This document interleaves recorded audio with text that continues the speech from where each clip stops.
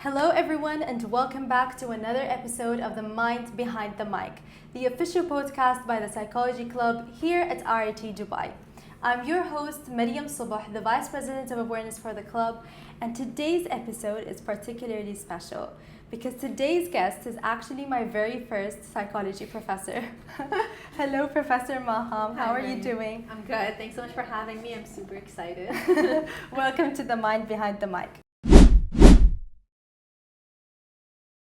So I want to start with the journey because usually people that are into psychology, they had so many different paths into psychology and reasons that made them go into psychology.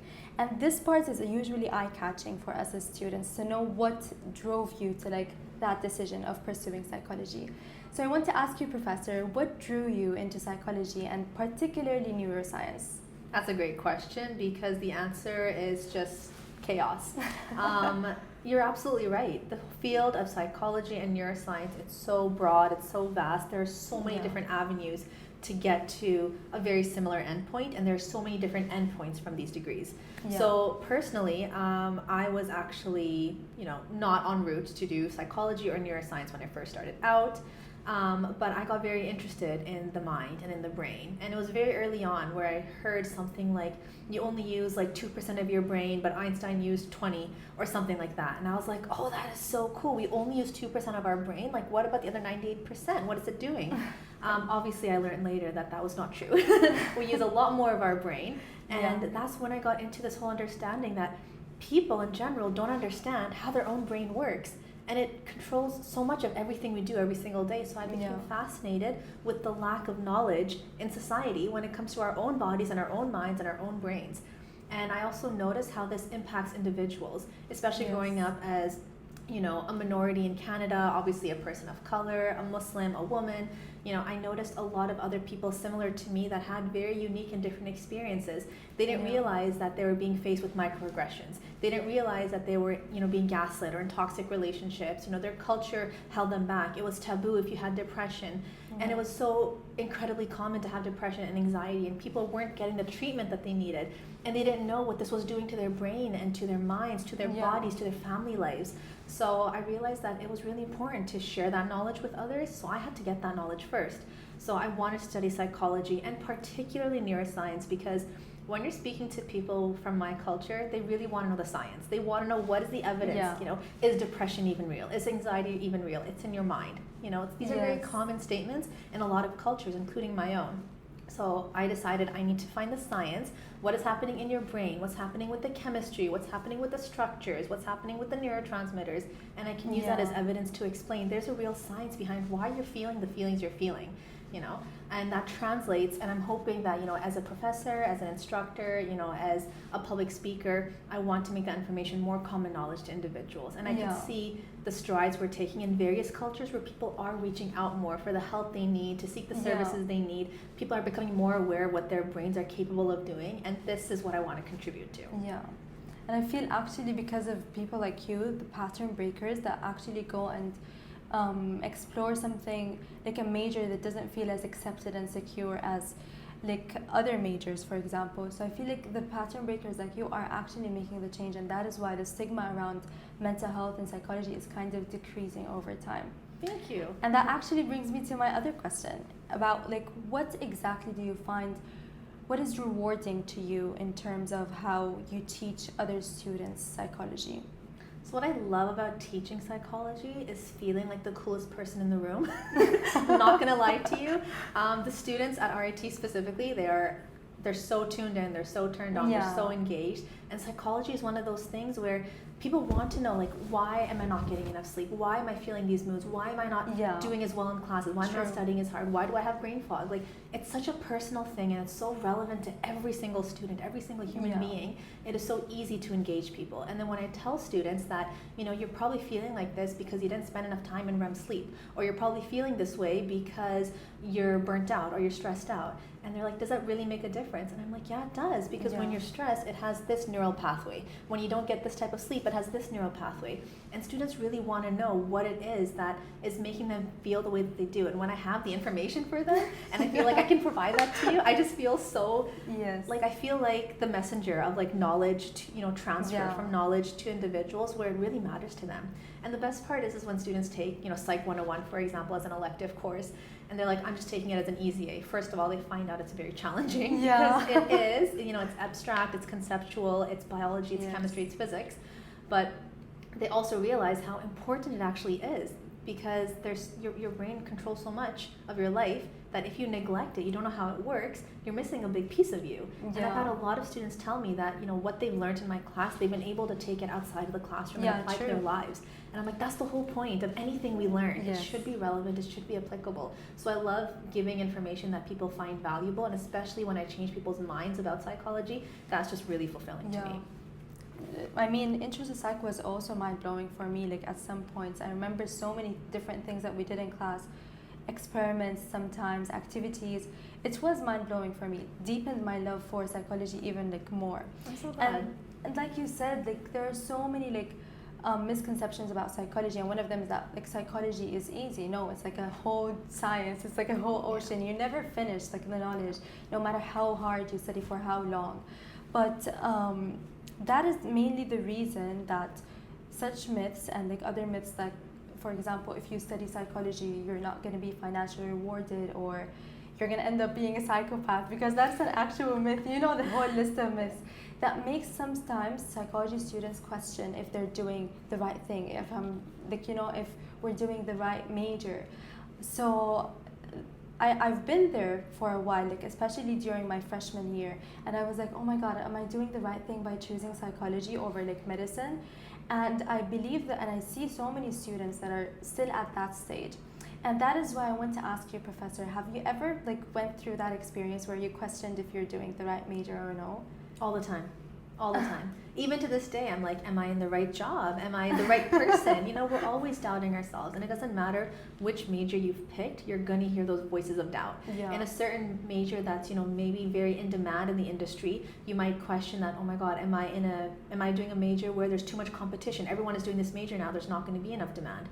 Whereas in psychology, people are wondering, you know, if I don't become a psychologist, is anyone going to hire me for anything else? You know, like these questions are always going to be there regardless of your major. So that is extremely normal. Personally, you know, I actually was pre-med, and I did the whole pre-med route, and I was very interested in the human body. I still am. But I realized at one point that I actually don't want to treat patients. Like, I don't want people to come in and I'm just giving them Tylenol for colds or whatever it is. Like, I really enjoy the investigative medicine.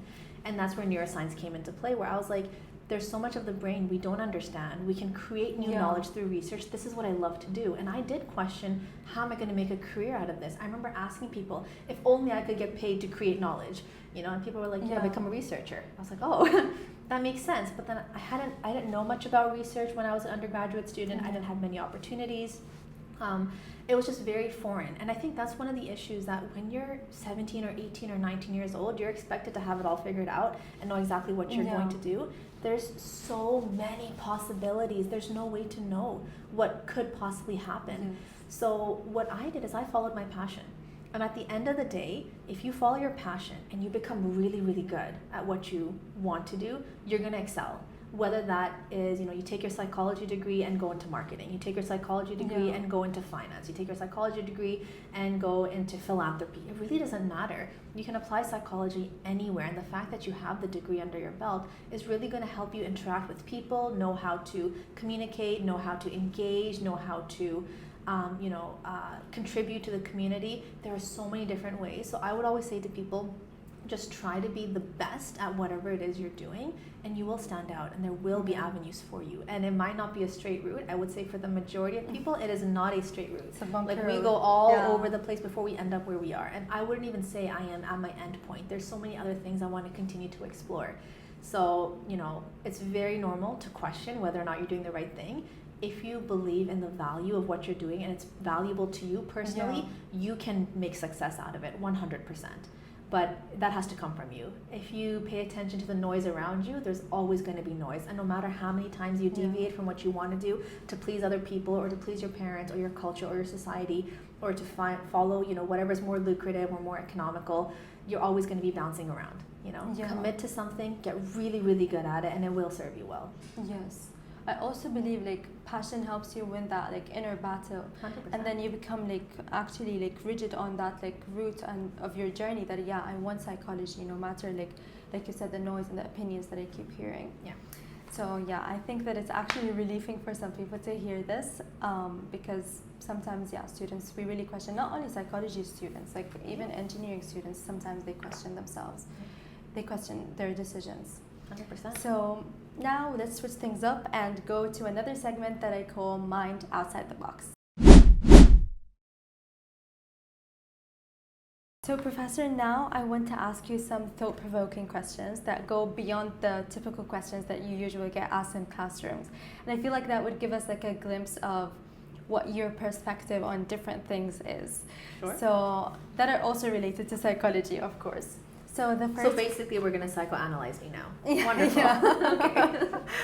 So the first question I want to ask you is that if you had the chance to live in someone's brain for like 1 hour, someone from history, whose would it be and why would that be your choice? Oh my gosh, that's a big question. I mean, I think most of us, we resort to wanting to go into the minds of our role models because we're very curious to see how their minds worked.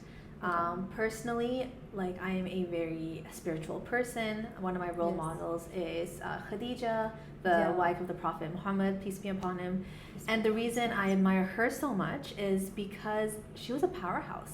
She was a very successful businesswoman. She was an incredible wife. She was an incredible mother. And to me, I'm like, what kind of mind must you have? How must your brain work in order for you to achieve so many successes in so many different areas of your life? Because I feel like today, we feel like we have to be amazing at everything. We feel like we need to be 1,001 personalities and good at all of it. And I'm like, there's one person that comes to mind that I feel like got it figured out. And I'm just curious, how did she do it? What was her mental process like?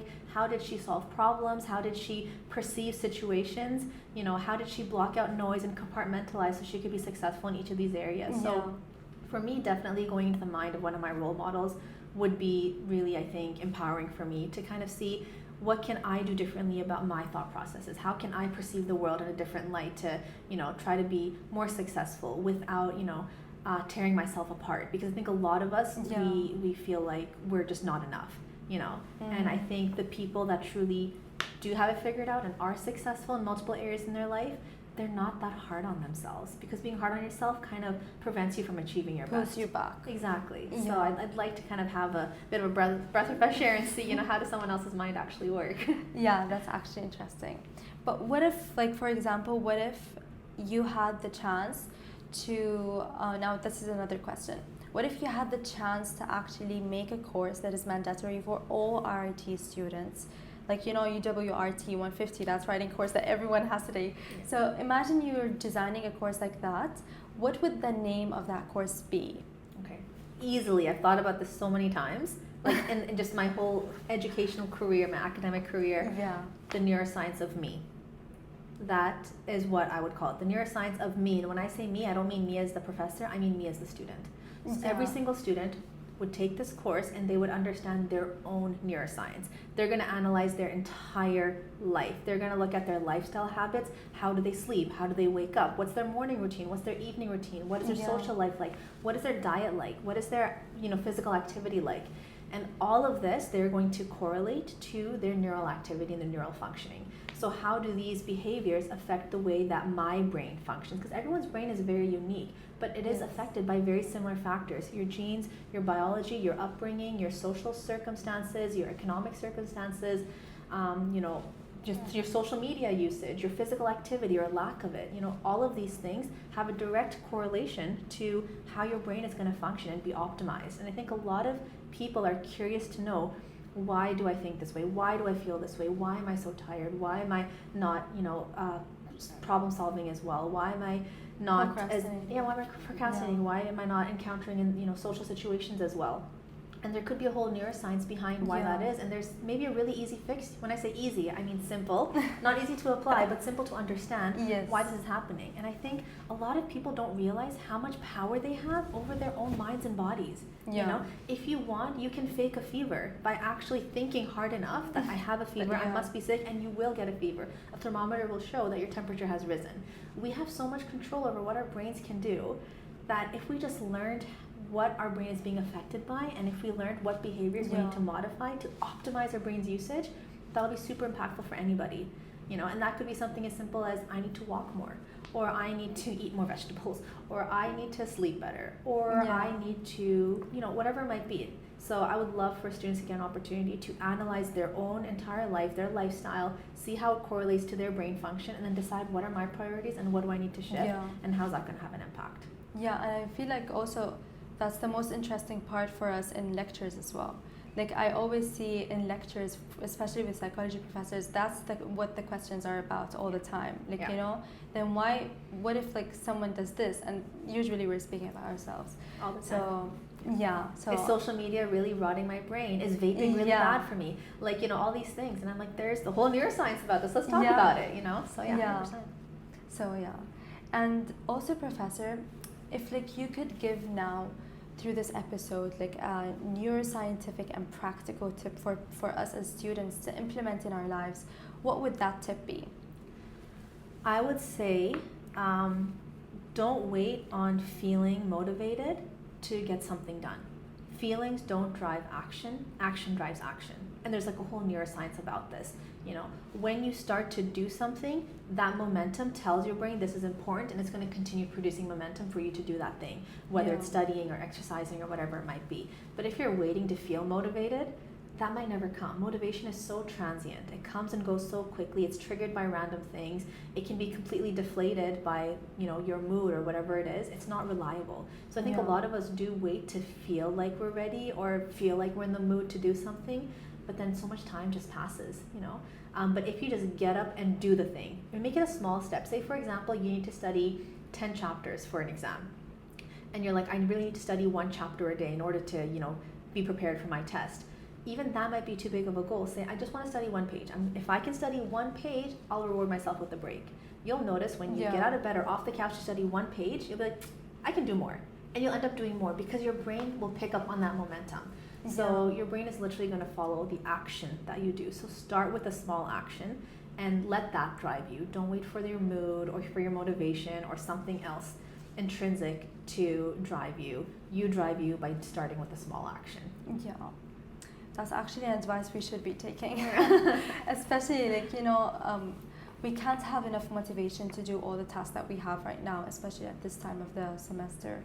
And we also have other things to do, like other than academia. So, so that's an important advice. And now I want us like to shift more into something that everyone listening may be experiencing or may have experienced, which is burnout. I feel like not a lot of people are aware when it happens to them. So let's delve deeper into how we can overcome it and how we can notice it in the first place. So, Professor, in a recent class of mine, one of my classmates, she was actually making a presentation. And at the beginning of class, like right before we started, she gave us this little sticky note. And she asked us to write on it what we were exactly feeling at that moment. So we wrote on that paper, and towards the end, she asked us to like read out loud the words that we had written. So there was one common word that I noticed amongst all of the papers and most of us. And that word was exhausted. And that is where I got like the kind of the, what do you call it? The thought that maybe sometimes most of us are actually experiencing burnout, but without even realizing it or being aware of it. So Professor, I want to know more about your perspective and your take on burnout. How do you think burnout looks like in students? That's a great question. Students are very burnt out, and the biggest problem is that they don't recognize it. By the time you notice that you're burnt out, you're very, very burnt out, but you've been burnt out for a while before then. It's very similar to any psychological condition. You know, you realize you're depressed maybe weeks or months after you've already been depressed. You know, it's when these things have such a significant impact on your life, where everything is falling apart, that you realize, oh, something is wrong. But something was wrong much earlier. And that's the same with burnout. So a lot of the earlier signs of burnout are, brain fog, some simple memory loss, loss in motivation, loss in interest in things that you usually were interested in. And also this constant feeling in your mind that you're not doing enough. If you feel like you're constantly having to push yourself to do more, I need to study, I need to work, I need a side job, I need a side hustle, I need passive income, like I need to do all of these things, those voices in your head, that's actually one of the first signs of burnout, because that's a stress response. That is your brain telling you you're not doing enough, do more. And that is going to lead to very significant burnout later, because we can't do it all. We're constantly comparing ourselves to feel like we need to do a lot. We're very competitive, which is great. We're driven by it, but that drive can be really negative, and it will lead to burnout, even before you realize it. So what I would say to students is, if you feel like you are pushing yourself and trying to do a lot of things and you feel stretched a little thin, but you don't think it's impacting you, assume that it is. Because it is impacting your life. It's impacting your ability to sleep well, to prioritize the things you enjoy, to give back to your family and friends, and you might not even notice it until it's too late. So if you're starting to notice that you have these thoughts that you need to do more, and you're not getting time to breathe, before you feel the exhaustion and the actual burnout, recognize that those are the first signs of burnout, and start changing habits then. Yeah. And Professor, do you think that social media contributes to burnout? What do you think contributes most to burnout? I think social media is really up there on the list. Remember, at the end of the day, your brain only has a finite amount of energy it's going to use. And if it is being used on social media and the messages that we're getting, there's not much energy or resources left for your brain to prioritize other functions or areas of your life. And when it comes to social media, we're constantly exposed to the best of other people's lives. And we start to subconsciously compare ourselves to that and say, oh, this person is studying, but they're also working, but they're also a mom, or they're also a daughter, and they're doing a billion things, and we feel like we're not enough. That social comparison is really weighing us down, because it's making us feel like we need to continuously do more. And then we keep trying to do more, and we feel like we're constantly failing in every area of our lives. And then also the emotional aspect of social media, where we're constantly bombarded with a lot of emotional appeals. We're bombarded with, what's happening to other people, victims of abuse and violence and, poverty or whatever it might be. Those are constantly telling our minds that, it's fatiguing us from an emotional perspective. And when our brain's emotional battery is fatigued and exhausted, that's going to translate into other areas of our cognitive functioning as well. You'll notice that, if you're sad one day or not in a good mood, you're not as sharp that day, because your moods and your emotions do play a role in your cognitive capabilities. So I think 100% social media, there's a lot of benefits to social media. I fully support a healthy use of it, but I think a lot of us don't realize how toxic it can become very quickly. Yeah, especially with the elevated screen times that you can see on our phones.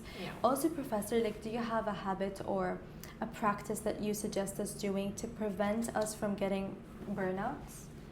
I would definitely say that you need to prioritize yourself, like what you truly want over what your long-term goals are. So what I recommend to people is that you need to have some sort of self-care, self-therapy every day. So, 15 minutes every day, maybe an hour or two every week, and maybe 2-3 hours every month. You need to commit to doing something for yourself. So for me, every day, that's a 15-minute coffee where no one talks to me, no one interrupts me. I'm locked away in a room, staring out the window, sipping my coffee for 15 minutes. That's what I need every day to recharge. Yes. Every week, I might want to watch 1 or 2 episodes of trash TV. Every month, I might want to go have a philosophical, intellectual conversation with a group of like-minded people, because I love controversial discussions and debates. That's what I'm really driven by.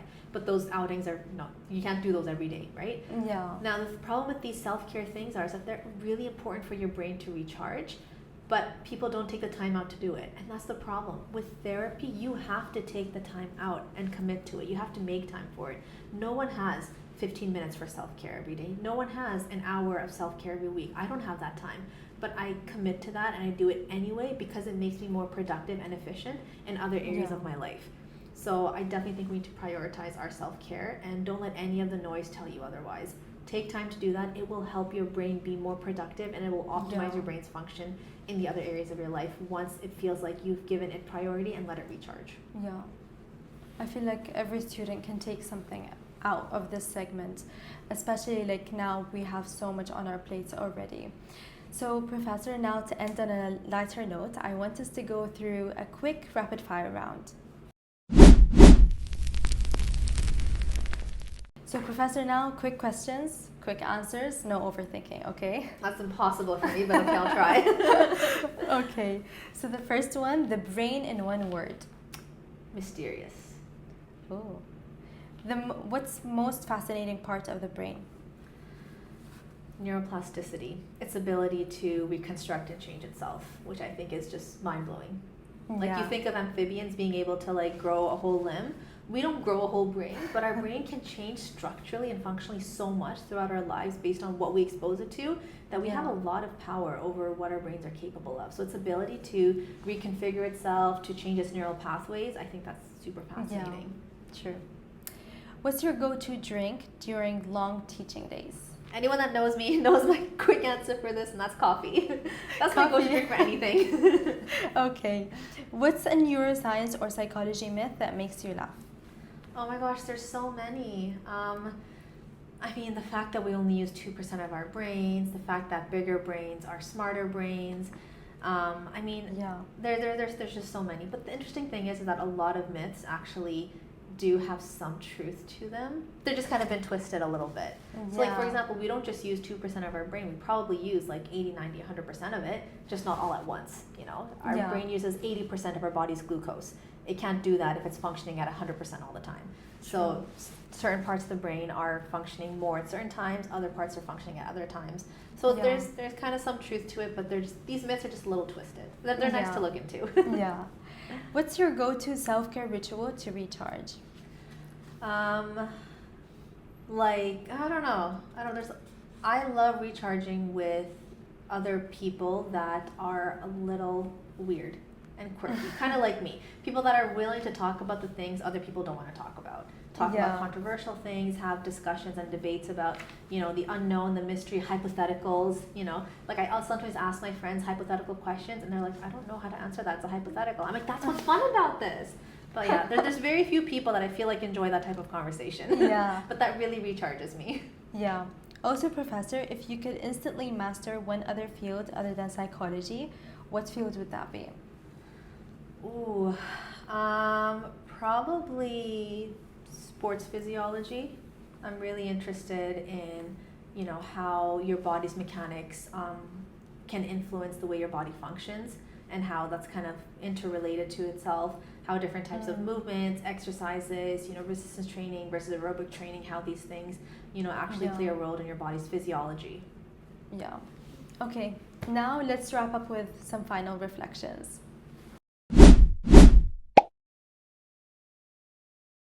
Okay, Professor, so now if there's a student that's listening and they're interested in pursuing their career in neuroscience or in psychology, what do you think is something that they should hear now and not later? Do it.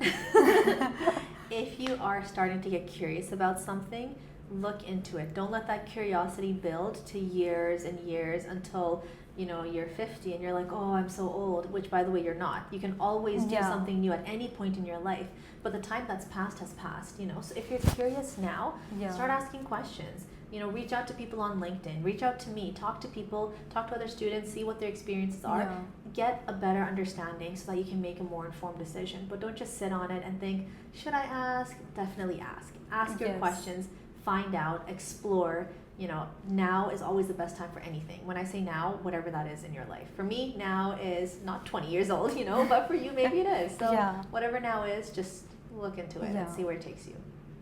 And finally, Professor, like, what is one message that you want students, not only like psychology students, but all other majors, like students from all other majors, to take away from this episode? That when it comes to your mind, your brain, and your body in general, it is your responsibility to, you know, do the best with it. You know, like, these are things that we have that can be used as a very positive tool to society. they can also be detrimental to society. They can be detrimental to yourself. You can be, a hero for the world, or you can be your own worst enemy. You really do get to decide what you do with your mind, with your brain, with your body, and you have to get the knowledge in order to do that. There's a lot of environmental factors, your surroundings, your everything you don't have control over, and that's fine. But the way you respond and react in these situations, you can control. You can learn to manage. You can learn to make changes where you feel you need to make those changes. So prioritize yourself. Prioritize what your goals are, who you want to be as a person. Imagine what contribution do you want to have to the world, when you've lived your whole life. What is your legacy going to be, and start taking actions in order to make that a reality, because a lot of things are not in our control, but you'd be surprised how much of your environment you can change by starting from yourself.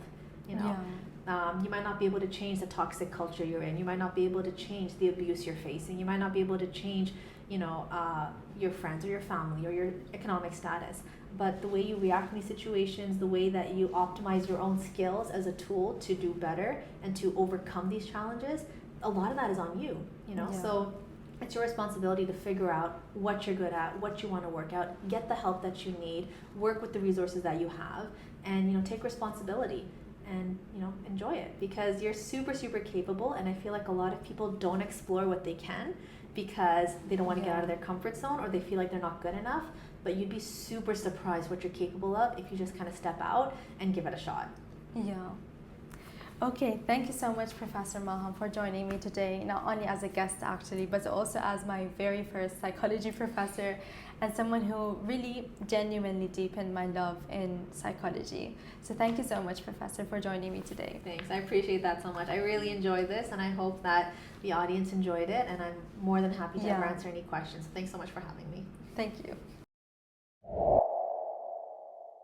And to everyone listening, thanks for tuning in to The Mind Behind the Mic. If you enjoyed this episode, make sure you subscribe to our channel and you follow the Psychology Club on Instagram and LinkedIn for any upcoming updates and announcements. Until next time, stay curious, stay compassionate, and most importantly, like always, keep questioning the mind behind the mic.